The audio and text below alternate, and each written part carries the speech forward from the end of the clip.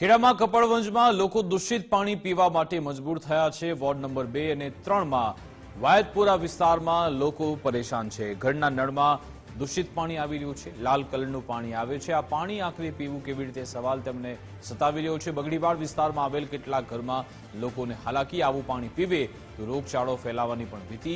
સ્થાનિકોએ નગરપાલિકાને રજૂઆત કરી પરંતુ અહીંયા આ સમસ્યાનું સમાધાન નથી થયું। પીવાનું પાણી ગટર સાથે ભળી જતા ગંભીર બીમારી પણ થઈ શકે છે। લોકો પોતાના ખર્ચે બજારમાંથી પાણી લાવીને પીવા મજબૂર થયા છે। ખેડામાં આ વિસ્તારના દ્રશ્યો કે જ્યાં ગટરના દૂષિત પાણી પીવા માટે લોકો મજબૂર થયા છે। ઘરના નળમાં દૂષિત પાણી આવી રહ્યું છે।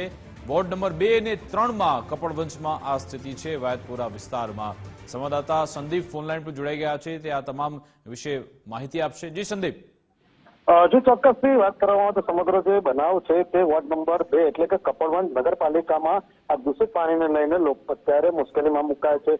વોર્ડ નંબર 2 અને 3 ની અંદર જે વાયદપુરા વિસ્તાર છે ત્યાં આગળ ખાસ કરીને જે આ દૂષિત પાણી છે તે મોટા વિસ્તારોમાં આવે છે। ઘરમાંથી જ્યારે પીવાનું પાણી લોકો ભરવા જતા હોય છે તે દરમિયાન નગરપાલિકા દ્વારા જે આપવામાં પાણી છે તે બિલકુલ દૂષિત પ્રથમ દ્રષ્ટિએ દેખાઈ આવે છે। કારણ કે જે કોઈ અંદર ગટરનું પાણી કે અન્ય કોઈ કેમિકલ મિક્સ થઈ ગયું હોય તે રીતના અહીંયા ગાડી દ્રશ્યો દેખાઈ રહ્યા છે। જેને લઈ જે સ્થાનિકો છે તે આ ગંદુ પાણી જે પીવા મજબૂર બન્યા છે। અને કેટલાક મધ્યમ જે વર્ગના પરિવારો છે તે લોકો પોતાના સ્વ બચાવ માટે એટલે કે પોતાના સ્વાસ્થ્યને બચાવવા માટે જે બહારથી વેચાતું પાણી લાવી અને આરોનું પાણી પી રહ્યા છે। ત્યારે જે પાણીની ગુણવત્તામાં સુધારો થાય તેને લઈને સ્થાનિક રહીશો દ્વારા માંગ કરવામાં આવી રહી છે। બિલકુલ આભાર તમામ જાણકારી આપવા બદલ।